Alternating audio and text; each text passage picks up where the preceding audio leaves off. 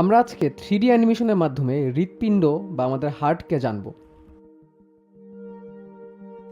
আমরা এবার চারপাশ থেকে ঘুরে দেখে নিই বক্ষ গহ্বরের চারিদিকে কি কি অঙ্গ আছে।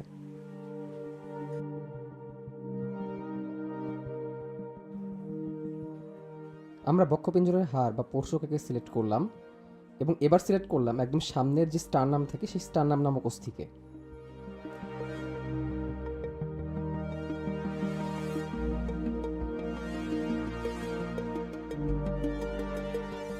এবার আমরা স্টারনামটিকে সরিয়ে ফেলব এবং সরিয়ে ফেলব বাম সাইডের কয়েকটি পোর্শুকাকে, যাতে করে আমরা একদম ক্লিনলি বাম দিকটাকে দেখতে পারি।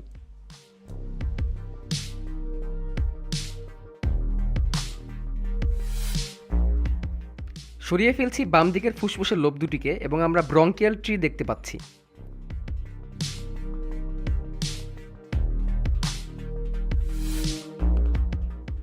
আমরা ডান ফুসফুসটাকে সরিয়ে সম্পূর্ণ বক্ষ গহ্বরটাকে ফাঁকা করে ফেললাম এবং শুধুমাত্র হৃৎপিণ্ডকে রাখলাম।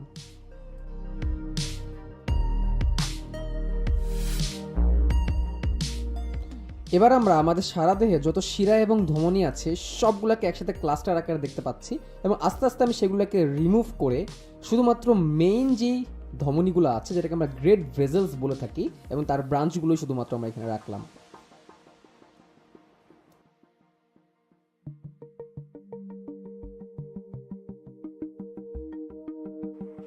এবার আমরা দেখতে পাচ্ছি হার্টের বাইরের যে আবরণ, যেটাকে আমরা পেরিকার্ডিয়াম বলি, সেই পেরিকার্ডিয়ামটিকে, এবং চারিদিক থেকে আমরা দেখে নিচ্ছি পেরিকার্ডিয়ামটা কিভাবে হার্টকে এবং গ্রেট ভেসেলগুলোকে ঢেকে রাখে।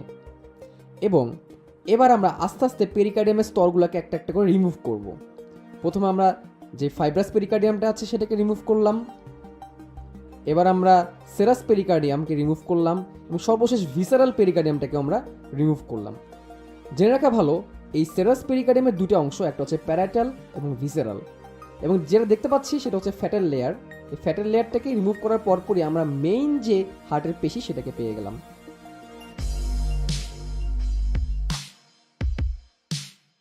এবার আমরা হার্টবিটকে অনেক বেশি স্লো এবং অনেক বেশি ফাস্ট করে দেখব তার অবস্থা কীরকম হয়।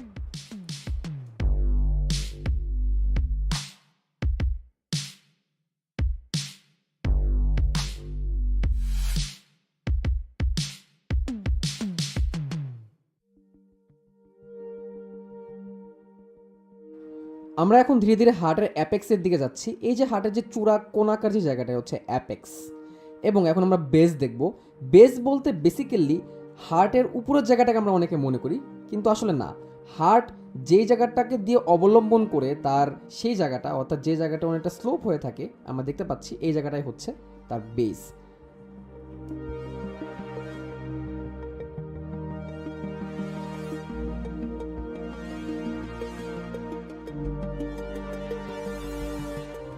এবার আমরা আস্তে আস্তে প্রকোষ্ঠগুলোকে চিনব। আমি এখন হার্টের যে ডান অ্যাট্রিয়াম আছে সেটা সিলেক্ট করে রিমুভ করে ফেললাম এবং আমরা দেখতে পাচ্ছি কপাটিকাকে।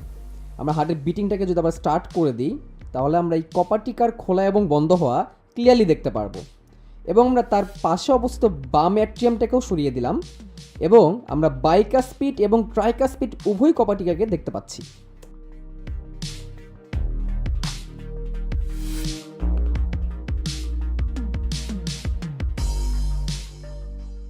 আমরা ভালভ বা কপাটিকা দুটোকে আরও কাছ থেকে দেখব। আমরা ট্রাইকাস্পিড এবং বাইকাস্পিড, স্ক্রিনের ডান দিকে ট্রাইকাস্পিড এবং স্ক্রিনের বাম দিকে বাইকাস্পিড কপাটিকাগুলোকে দেখছি।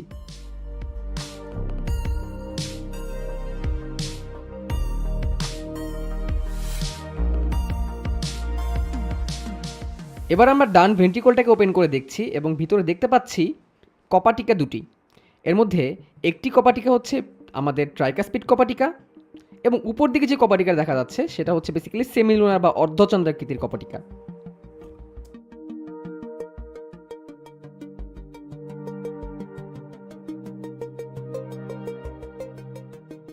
আমরা এই পর্যন্ত রক্ত সংবহনটাকে দেখব।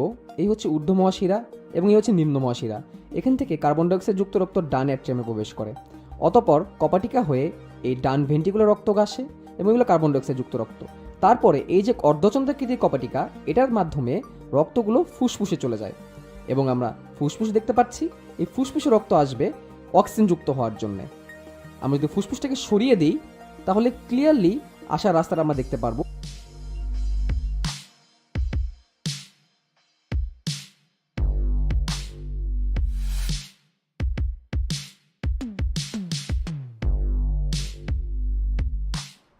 এটাই হচ্ছে আমাদের ফুসফুসীয় ধমনী, যেটা কিনা আমাদের ডান ভেন্ট্রিকল থেকে শুরু হয়েছে এবং দুই ফুসফুসের ভিতরে কার্বন ডাইঅক্সাইড যুক্ত রক্ত এর মাধ্যমেই সাপ্লাই হবে। এবং আমরা কপাটিকার খোলা এবং বন্ধ হওয়াটাকে দেখতে পাচ্ছি।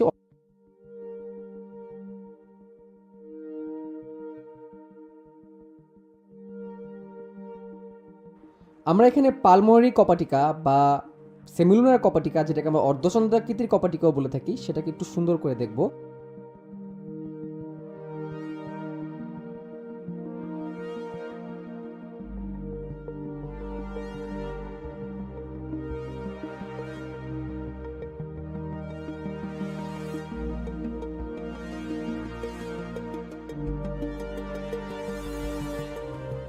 দুই ফুসফুস থেকে আগত অক্সিজেনযুক্ত রক্ত এবার হৃৎপিণ্ডের বাম অ্যাট্রিয়ামে প্রবেশ করবে। এই সেই বাম অ্যাট্রিয়াম।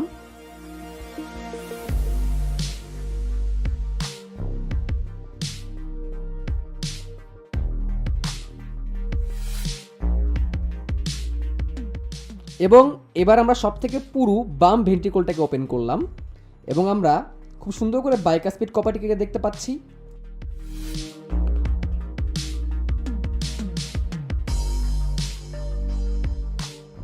বাম এবং ডান উভয় ভেন্ট্রিকলকে এবার আমরা ওপেন করে ফেললাম। আমরা ট্রাইকাসপিড কপাটিকাকে দেখতে পাচ্ছি এবং বাইকাসপিড কপাটিকাকেও দেখতে পাচ্ছি। এবং এই যে দেখা যাচ্ছে আরেকটি কপাটিকা, এটাই হচ্ছে অ্যাওর্টিক কপাটিকা বা মহাধমনীর যে কপাটিকা বলে থাকি আমরা।